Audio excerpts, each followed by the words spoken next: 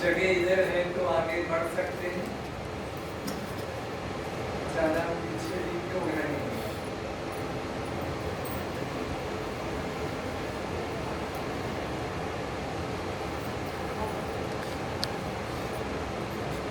ये जो मेरे सर पे हवायान चल रहा है इसको बंद करें।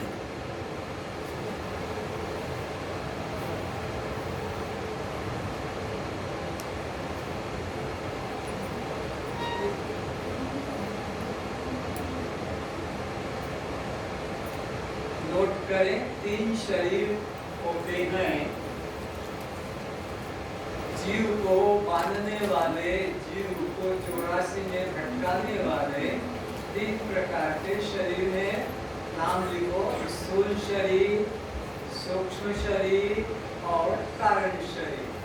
स्थूल शरीर, सूक्ष्म शरीर और कारण शरीर, ये 3 प्रकार के शरीर हैं। स्थूल शरीर उसे कहते हैं जो माता पिता से उत्पन्न होता है और जन्म लेकर मर जाता है, उसे स्थूल शरीर कहते हैं।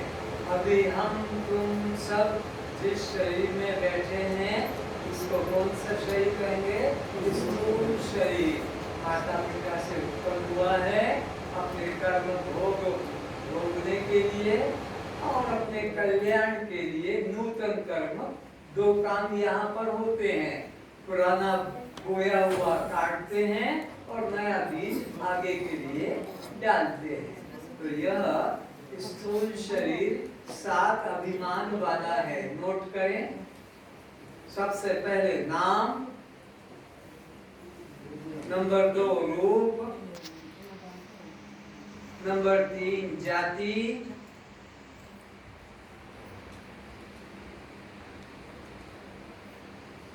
बच्चे आगे बैठ जाओ, सबसे आगे।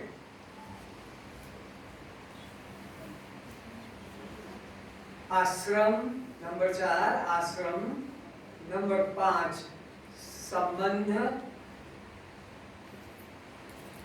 नंबर 6 अवस्था और नंबर 7 जन्म मृत्यु। एक बार फिर से सुने, नाम, रूप, जाति, आश्रम, संबंध, अवस्था, जन्म मृत्यु, ये 7 अभिमान वाला आपका, हमारा, सबका स्थूल शरीर है। इन 7 अभिमान के कारण यह जीवात्मा आकर 4,84,000 जोनि भ्रमत यह जीव अविनाशी। यह अविनाशी जीवात्मा इन 4 प्रकार की उत्पत्ति में से 84 लाख योनियों में भटकता है। 4 प्रकार की कौन सी उत्पत्ति है? कभी तो ये अंडे से पैदा होता है, कभी पसीने से पैदा होता है, कभी जमीन से पैदा होता है और कभी गर्भ से। अभी हम सब का शरीर गर्भ से निकलकर आया है, पक्षियों का अंडों से निकलकर आता है। इसी प्रकार और कुछ जमीन से पैदा होकर आते हैं, स्वेदज, अंडज, उद्भिज और जरायुज। तो जब तक इन 7 बातों का अभिमान हमारे तुम्हारे मन में बना रहेगा तब तक हमारा ये जन्म मरण का चक्र चलता आ रहा है, चलता ही रहेगा, आज तक नहीं छूटा। और ये अभिमान लेकर रहोगे तो कभी भी नहीं छूटेगा। तो आज हमें स्थूल शरीर से पूरी मुक्ति लेना है, कुछ बचाना छुपाना नहीं है। आप ईमानदार ग्रस्त रहना चाहते हैं कि बेईमान? आप कौन सा जीवन पसंद करेंगे, ईमानदार कि बेईमान? और ईमानदार क्या है कि जिससे जो चीज ली है उसे लौटा देना। जिससे जो चीज हम लाते हैं मांग कर कि हमें आज ये दे दो, कल तुम्हें दे देंगे, गैस सिलेंडर हमारा खत्म हो गया, हमारे घर आटा खत्म हो गया, कल तुम्हें दे देंगे। और दूसरे दिन वो मांगे और हम कहे नहीं नहीं हम नहीं देंगे, हमने नहीं दिया। तो ये ईमानदार की बेईमानी? बेईमानी ना। तुम सब बेईमानी चोर हो, जितने बैठे सब बेईमान और चोर बने। क्योंकि जिससे ये मैं उधार मांग कर लाए थे, क्या है नोट करो, क्षिति जल पावक गगन समीरा और पंच रचित अति अधम शरीरा। हम ये 5 महाभूतों से मांग कर लाए हैं। उनके नाम लिखो, आकाश, वायु, तेज, जल, पृथ्वी। पृथ्वी, जल, तेज, वायु, आकाश। आपका हमारा किसी का भी ये जो शरीर बना है, किनसे बना है? इन 5 महाभूतों के द्वारा। कौन से 5 महाभूत? पृथ्वी, जल, तेज, वायु, आकाश। ये 5 महाभूतों से मिलकर बना है। तो ये हमने उधार लाए हैं कि हमको तुम दे दो, हमारा थोड़ा काम है, फिर तुम्हारा तुमको लौटा देंगे। ये सच बात है, ये हमारा नहीं है, ये इनका है। अभी सब आपके सामने प्रकट हो जाएगा। तो न ये पृथ्वी हमारी है, न जल हमारा है, न तेज हमारा है, न वायु हमारी है, न आकाश हमारा है। ये सब हमारे दृश्य हैं। ये सब हमारे, बोलो क्या है? और हम उनके क्या है? दृष्टा है। तो 2 बातों का विवेक आज पक्का करके उठना है। क्योंकि भगवान श्री कृष्ण ने गीता के 13 अध्याय के दूसरे श्लोक में कहा कि बस यही ज्ञान है जो तुम सुन रहे हो, यही सत्संग है जहां तुम बैठे हो, और इसके अलावा सब कहानी मात्र है। क्षेत्रज्ञं चापिमां विद्धि सर्वक्षेत्रेषु भारतः क्षेत्र क्षेत्र योर ज्ञानम यतस् ज्ञानम मतम। 13 अध्याय के दूसरे श्लोक में अपनी मोहर लगा दी भगवान ने कि बस मेरे मत से अगर अपना कल्याण चाहते हो तो यही सच्चा ज्ञान है जो आज तुम बैठे हो और सुन रहे हो। हे अर्जुन, यह शरीर क्षेत्र नाम से कहा जाता है और इसको जो जानता है उसको क्षेत्र के नाम से कहा जाता है। ये भगवान के वचन है। ये तुम्हारा हमारा शरीर, इसको क्षेत्र कहते हैं। और इसको जानने वाला कौन है? मैं। तो मैं क्षेत्रज्ञ हूँ। मैं कौन हूँ? क्षेत्रज्ञ हूँ। तो आगे कहते हैं कि ये जो ज्ञान है जड़ चेतन का, दृश्य दृष्टा का, आत्मा अनात्मा का, शव शिव का, पर प्रकाश स्वयं प्रकाश का, ये जो विवेक जग रहा है, यही असली ज्ञान, असली सत्संग है। भगवान कहते हैं अर्जुन, तू सब क्षेत्रों में, सब शरीरों में जीवात्मा भी मुझे ही जान। इस शरीर में जो चैतन्य सत्ता है, जिसकी शक्ति से तुम्हारे 5 ज्ञानेंद्रियां, 5 कर्मेंद्रियां, 5 प्राण, मन बुद्धि चित्त अहंकार आदि आदि सब कर्म जिसकी शक्ति से हो रहे हैं, वह शक्ति जो है उसको क्षेत्र कहते हैं। और वह कौन है? वह मैं हूँ। इस बात को तो भली प्रकार से जान। तत्व से जानना वह ज्ञान है, ऐसा मेरा मत है। बस ऐसा जानना ही मेरा मत है। कौन सा? कि ये देह क्षेत्र है और इसको जो जानने वाला क्षेत्र के जीवात्मा वो भी मैं ही हूँ। कस्त्वम, ये भगवान कह रहे हैं कि वो कोई दूसरा नहीं है। जो दृष्टा साक्षी आत्मा अपने को बता रहा है, यही ब्रह्म है, यही आत्मा है, यही मैं हूँ, यही आपका स्वरूप है। और इस ज्ञान से ही मुक्ति होती है। ये गीता के अंतिम श्लोक में फिर भगवान किसी बात का स्पष्टीकरण कर रहे हैं। इस प्रकार क्षेत्र और क्षेत्रज्ञ के भेद को क्षेत्र और क्षेत्र के भेद को, यानी शरीर तो क्षेत्र है और मैं इसका क्षेत्रज्ञ हूँ, शरीर तो जड़ है और मैं चैतन्य हूँ, शरीर तो अनात्मा है और मैं आत्मा हूँ, शरीर तो पर प्रकाश है, मैं स्वयं प्रकाश हूँ, शरीर तो जो है नाशवान है और मैं बोलो अविनाशी हूँ। शरीर तो जन्मने मरने वाला है और मैं अजन्मा। तो ये भगवान कह रहे हैं कि हे अर्जुन, इस प्रकार क्षेत्र और क्षेत्र के भेद को तथा कार्य सहित प्रकृति से मुक्त होने को जो पुरुष ज्ञान नेत्रों के द्वारा तत्व से जानता है, वे महात्मा जन परम ब्रह्म परमात्मा को प्राप्त होंगे। बस वही पर ब्रह्म परमात्मा को प्राप्त होंगे। कौन? जो ये शरीर क्षेत्र से अपने को पृथक क्षेत्रज्ञ साक्षी आत्मा जानेगा, वो परमात्मा को प्राप्त होता है। इसी बात को गीता के 4 अध्याय के अंदर भी कहा है। क्या कहा है? कि जो ज्ञान नेत्रों के द्वारा अपने को जान लेता है, बस वही मुक्त होता है।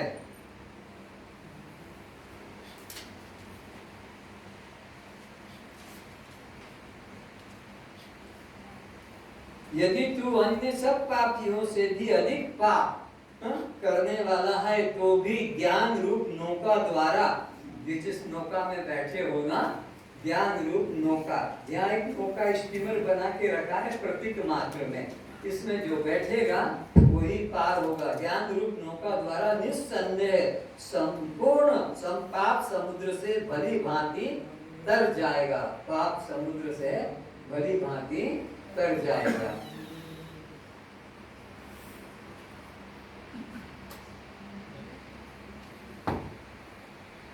तो इस स्थूल शरीर के अंदर क्या विचार करना है कि यह मैं नहीं हूं और यह मेरा नहीं है।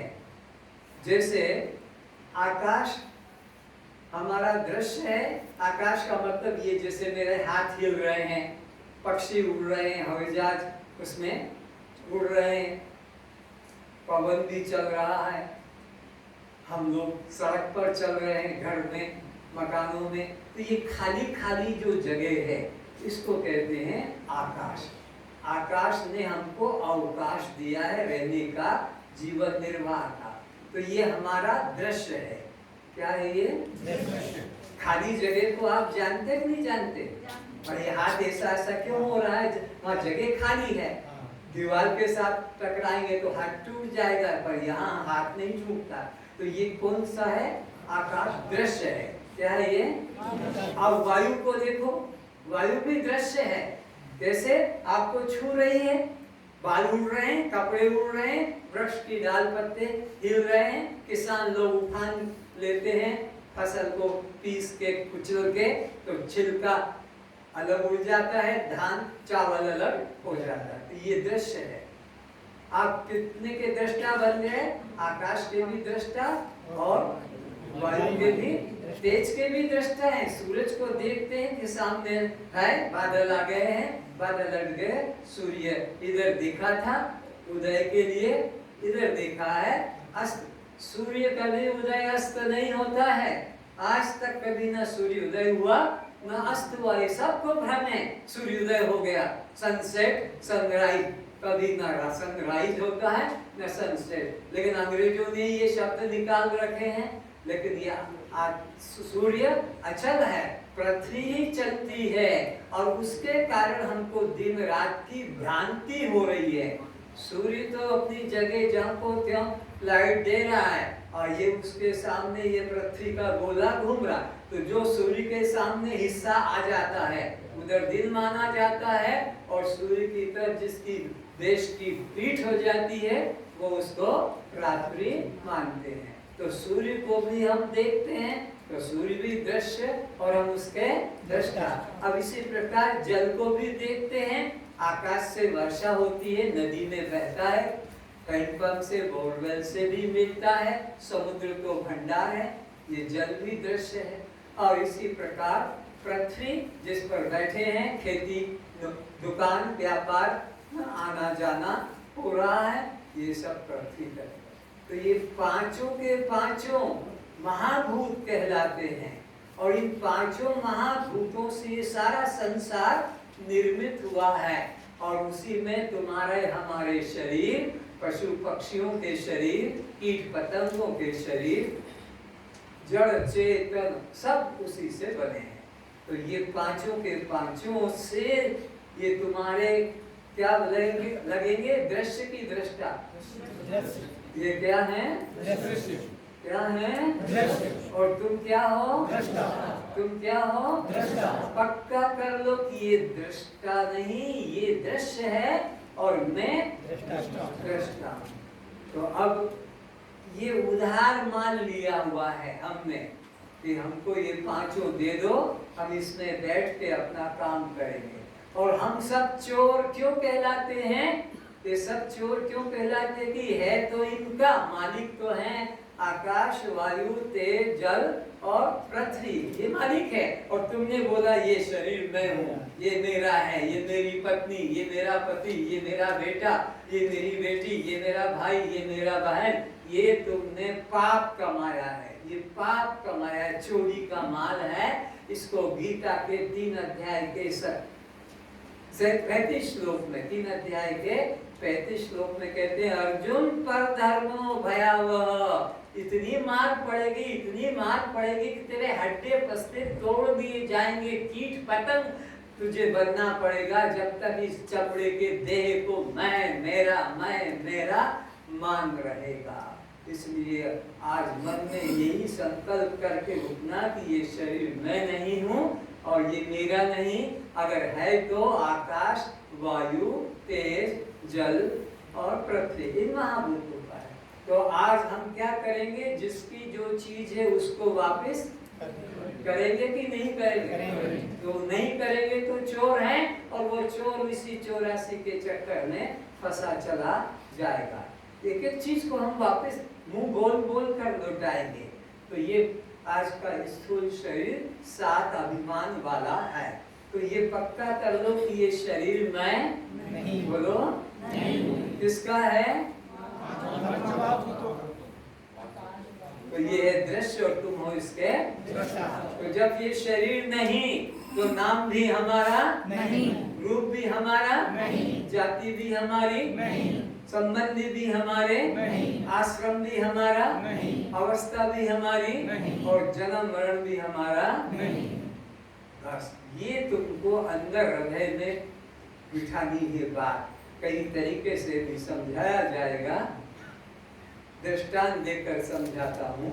अब इसको, जंगल में भेड़ चराने वाला गया और वहां एक गुफा में एक छोटा सा बच्चा बैठा था। उसने उसको उठा लिया। उसकी माँ कहीं जंगल में भोजन के लिए गई थी और 7 दिन तक अपने घर में पाला और 8वें दिन भेड़ों के साथ चरने को भेजा। तो ये तो चरता नहीं है, भेड़े तो चरती है, ये तो मांसाहारी है। 7 दिन घर में इसीलिए रखा कि इसकी आंखें बंद थी। 7 दिन बाद आंखें खुली और वो भेड़ों के साथ गया तो भेड़े तो पत्ता खा रही थी और ये अपना मांस ढूंढ रहा, तो कभी उधर जाता कभी उधर जाता। तो वो जो भेड़ चराने वाला था वो डंडा मार के इसको भेड़ों के बीच में चलाता, इधर जाता तो फिर डंडा खाता। तो अभी भूखा मर रहा था तो रास्ते में कोई हड्डी का टुकड़ा, कोई मांस का टुकड़ा, कोई मरा हुआ चूहा, मेंढक, उससे पेट भर के जी रहा था। एक दिन जंगल के अंदर जंगली सिंह ने जोर से दहाड़ मारा तो सारी भेड़ें भागी, तो ये भी भेड़ों के साथ भागा। तो जंगल वाले सिंह ने सोचा भेड़े भागे ये तो स्वाभाविक बात है, लेकिन ये क्यों भाग रहा, इसको क्या तकलीफ है? जरूर इसको कोई भ्रांति पकड़ लिया। अरे क्यों, तू क्यों जा रहा? बोले मुझे माफ करो, मैं और नहीं आऊंगा तुम्हारे राज्य में। अरे तू तो जंगल का राजा है, क्यों भीख मांग रहा है? नहीं नहीं, तुम जंगल के राजा हो, मैं तो वो मालिक खड़ा है मेरा भेड़ चराने वाला, वो कल भी मारा था, अभी भी कमर में दर्द है, मैं पीछे रह जाऊंगा, मुझे मार पड़ेगी, छोड़ दो। नहीं नहीं, तू तो जंगल का राजा है और वो तेरा भोजन है, वो तेरा मालिक नहीं है, तो उसको भोजन बना सकता है। देख, तेरे मेरे पंजे देख ले, एक जैसे हैं, भेड़ों से नहीं मिलते हैं। तेरी मेरी पूंछ देख ले, भेड़ों से नहीं मिलती है। तेरा मेरा चमड़ा देख ले, भेड़ों से नहीं मिलता है।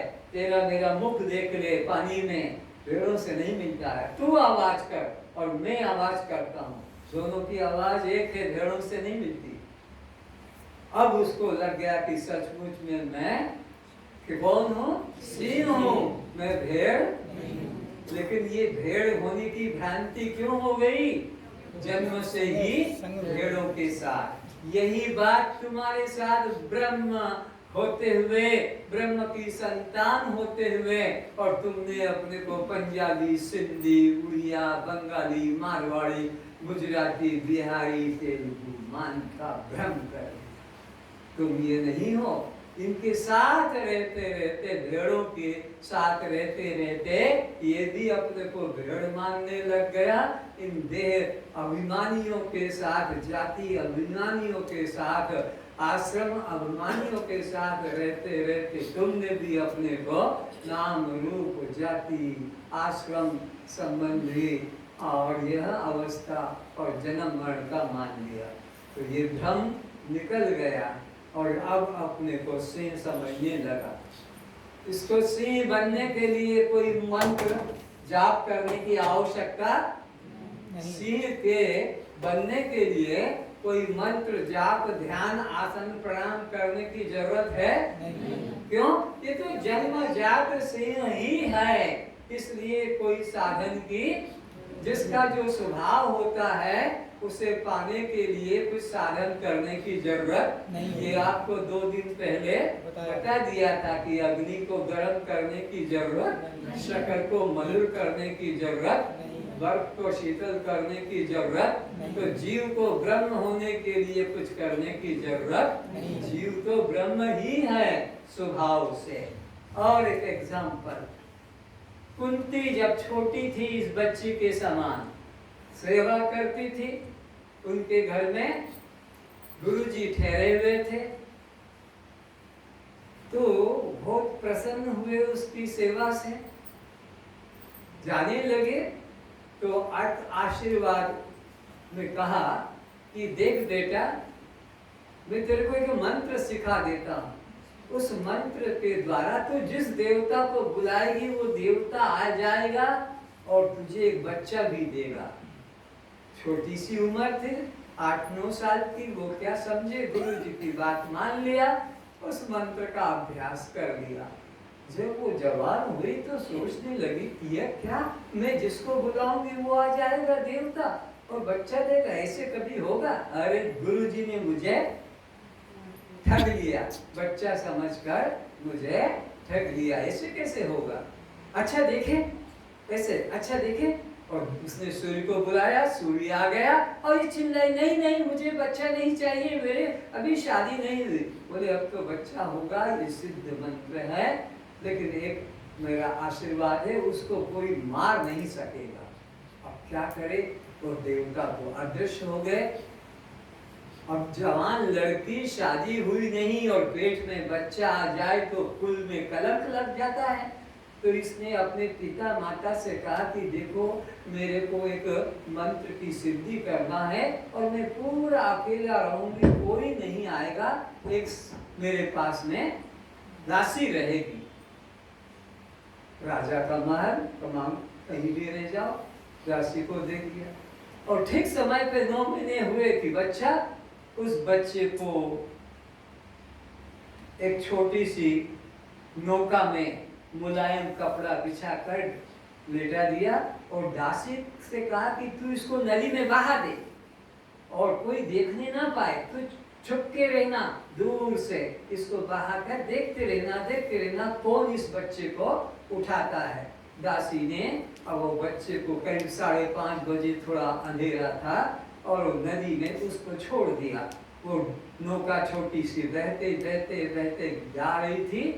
जब ज्यादा हो गया, 6 बज गए थे, एक गरीब आदमी घाट पर नहा रहा था।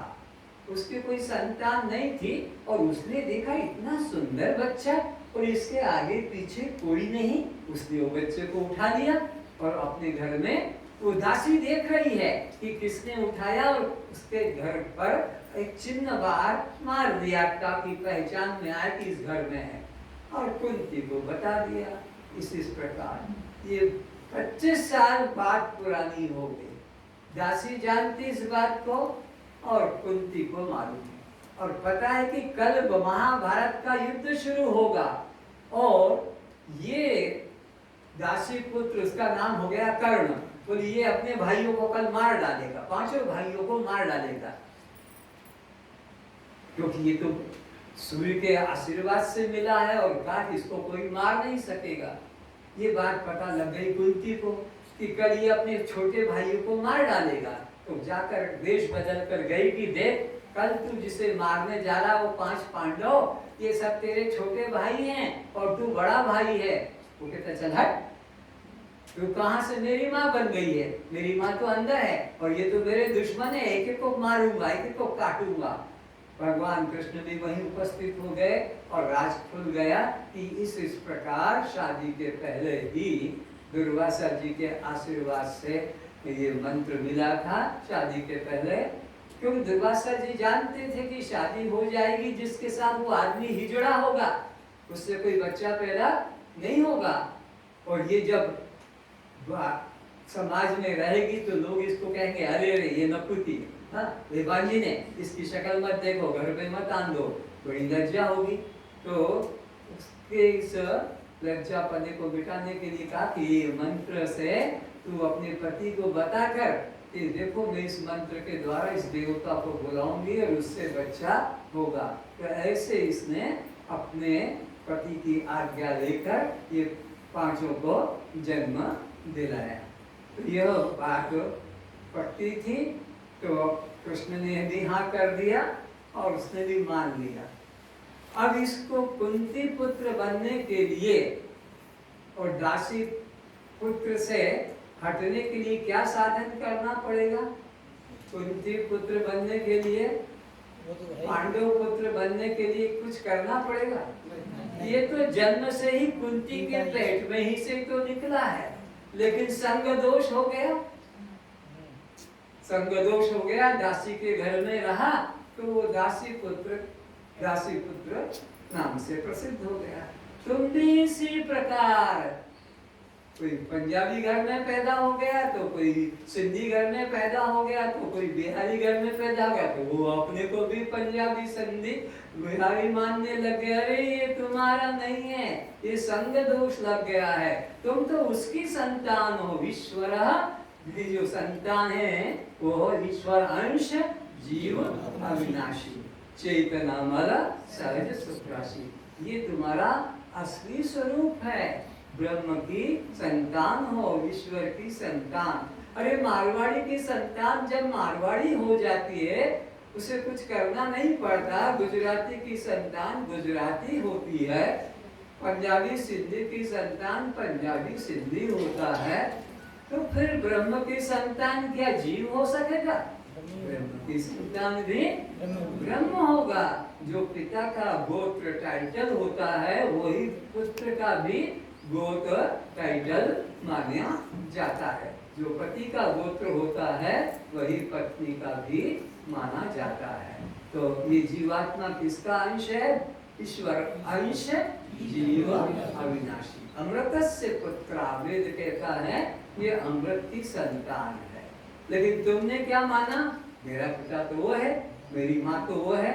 अरे ये ना पिता है ना ये माँ है, ये माया ही माँ है और परमात्मा ही पिता है। उसी ने माया के अंदर अपना वीर्य का स्थापना की है और ये संतान हुआ है। ऐसा भगवान ने गीता के अंदर स्पष्ट किया है।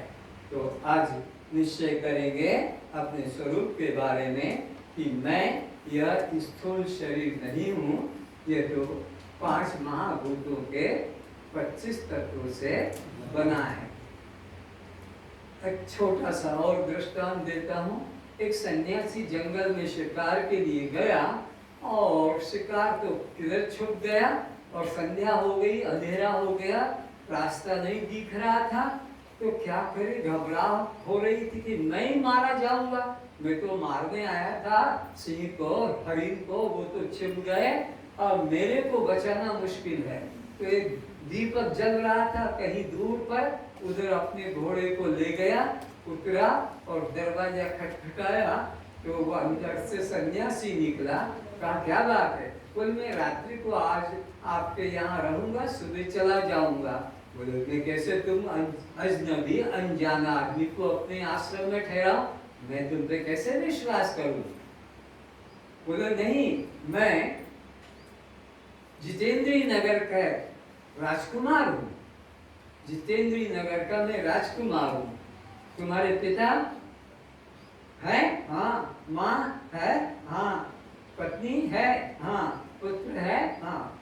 तुम्हारे घर मकान सब है। सोचा अब ये आया है, अतिथि देवो भव, अगर इसको मैं नहीं रखूंगा और कहीं आगे जाएगा तो कोई भी जंगली जानवर मार डालेगा। तो उसको काट दिया, कुछ खाने को दिया। पूछा कि तुम्हारा नाम? जितेंद्री। पिता का नाम? जितेंद्री। माँ का नाम? जितेंद्री। पत्नी का नाम? जितेंद्री। पुत्र का नाम? जितेंद्री। सोचा ये पागल है, पूरा पागल है। लेकिन अब रात को रखना ही है और सुबह इसकी मैं परीक्षा दूंगा। सुबह उठते ही कहा, जितेंद्रिय, तुम्हारे राजशाही कपड़े उतारो और मेरे कपड़े तुम पहनो, और जब तक मैं ना आऊं यही रहना। बोले बहुत ठीक। अपने कपड़े उतार दिए जो पहन के आया था अपने महल से, और सन्यासी के कपड़े, गैरिक वस्त्र पहन लिए। उस सन्यासी ने उन राजशाही पोशाकों को कसाई के पास जाकर रक्त के छींटे डलवा दिए और पहुंच गया जितेंद्री नगर में। और राजा को जाकर कहो, महाराज कल तुम्हारा बेटा जंगल में शिकार के लिए गया था, वो मारा गया, ये उसके कपड़े। वो राजा ने कहा, ओ सन्यासी, तू अपना भक्ति भजन ज्ञान ध्यान छोड़कर कपड़े की सूचना देने यहाँ आया, लज्जा शर्म नहीं आती? अब क्रोध आ गया इस सन्यासी को कि मैं तो इसके बेटे की खबर देने आया हूँ और ये मेरे को कहता है कि तेरे को लज्जा शर्म नहीं आती, अपना ज्ञान ध्यान सब छोड़ के आया है। अरे मैं तुम्हारे बेटे की बात कह रहा हूँ, कपड़े की बात नहीं कर रहा हूँ। तो अब राजा जितेंद्र कहता, अरे ये जितेंद्रिय, हाँ, जो है एक कपड़ा है, मैं भी एक कपड़ा हूँ, तुम्हारा शरीर भी एक कपड़ा है। ये तुम्हारे हमारे सबके शरीर कपड़े हैं। कपड़े जब पुराने हो जाते हैं तो बदल दिए जाते हैं। जिसका जो शरीर का जितने दिन का भोग था भोग लिया, अब वो चला गया। कोई सदा रहेगा? कोई भी जन्मने वाला सदा नहीं रहेगा। चाहे कोरोना की पट्टी लगाओ कि इंजेक्शन लगाओ, वो तो मरने के लिए आया है। कोई भी क्यों ना हो, मरने के लिए आया है। अब तुम डर डर के चाहे जितना जब